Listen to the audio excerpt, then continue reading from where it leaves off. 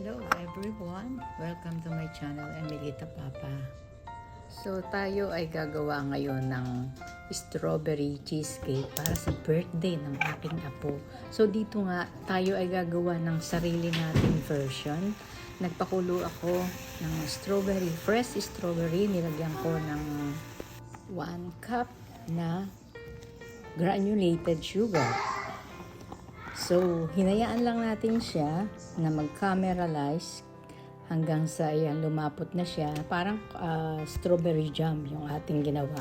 And then, yan po yung ating gagamitin, ang ating graham at ang ating cream cheese na gagamitin. So, dito yung ating graham, dinurog lang natin, mano-mano lang ang durog. Pwede naman kung meron kayong blender or food processor ang dapat. Kung meron ka nun, yun ang gamitin mo para mabilis. And then, ang hirap nito mano-mano. Kasi tamad ako maghugas. Dagdag hugasin lang kasi. So, ayan, natapos na natin lahat na bayuhin yung ating crumbs, ang graham. At ready na siya para lagyan ng ating butter. So, 8 tablespoon. Teaspoon kasi yung ginamit ko, pero yung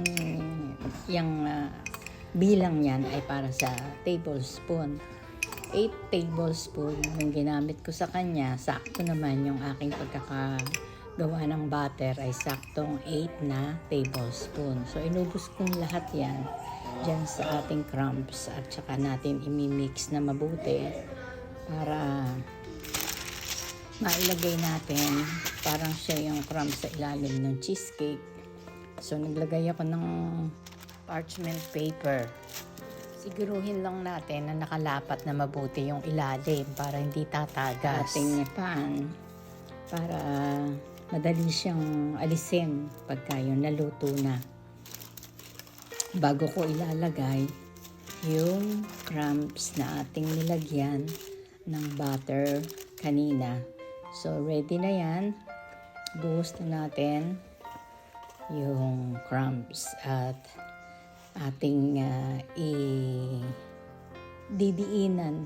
Kahit anong baso na pwede yung gamitin or cup or anything na pwedeng gamitin para ma-flatten yung ating crumbs na yan. Madali lang naman siyang gawin at dahil nga may butter, madali lang siyang i-flat dyan. So, hanggang gilid ng ating pan,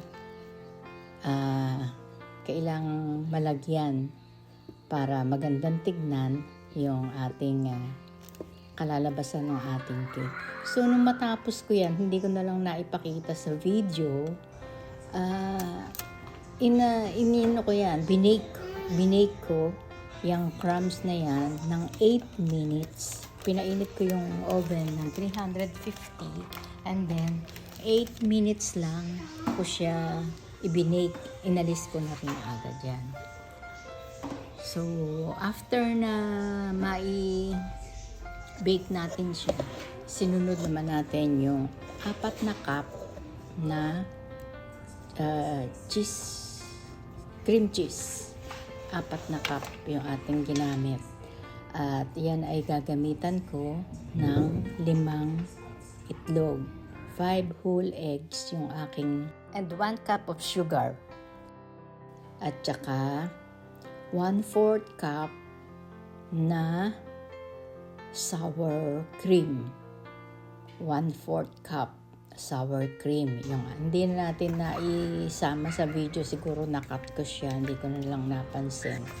Kasi sobrang haba na ng ating video Basta yung itlog niyan ay 5 and then yung kanyang sour cream ay 1/4 cup. So, i-mix ko lang siya together. Minix ko lang yan together. And then, yan, ready na siya. Yan na, diba? I-binake ko yan 8 minutes na i-binake ko yan. So, ready na siya para isali natin yung ating cream cheese. Flatten lang natin siyang mabuti para pantay. And then, binalot ko siya ng foil. Kasi, ibe-bain marie ko yan So, nagpakulo na tayo ng tubig para sure tayo na hindi papasukan ng tubig yung ating pan. So, yung mainit na tubig yung ating ginamit bago natin ilagay dun sa oven. Ang oven natin ay 450 Fahrenheit in 15 minutes, and then after 15 minutes ibababa natin siya sa 350. So ayan na ang ating cheesecake, naluto na siya. Medyo wiggly ang ibabaw niyan, magse-set na lang yan pag kinabukasan. So kailangan talaga before the celebration tsaka mo siya iluluto para ma-set pa siya. So after ilabas natin ng oven, nag-wait pa tayo dyan ng ilang minuto na nasa tubig siya. At dito, hindi ko na naipakita na inilagay ko yung ating jam, yung strawberry jam. At nilalagyan na natin siya na decoration. Fresh strawberry pa rin yung ating ginamit sa pang-decorate. At tamang-tama, Ash Wednesday yan. Birthday din ng aking apo, yung araw na yan. Ash Wednesday at birthday ng aking apo. Kaya doble-doble ang celebration, hindi lang Ash Wednesday. May birthday pa si Apo. At yan ang request niya. Igawa ko daw siya ng cheesecake, strawberry cheesecake para sa kanyang birthday. So hindi ko alam kung paano ko gagawin yan.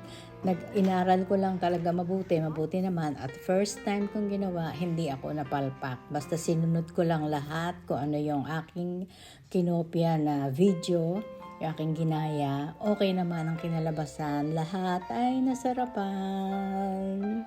Kaya thank you Lord, thank you.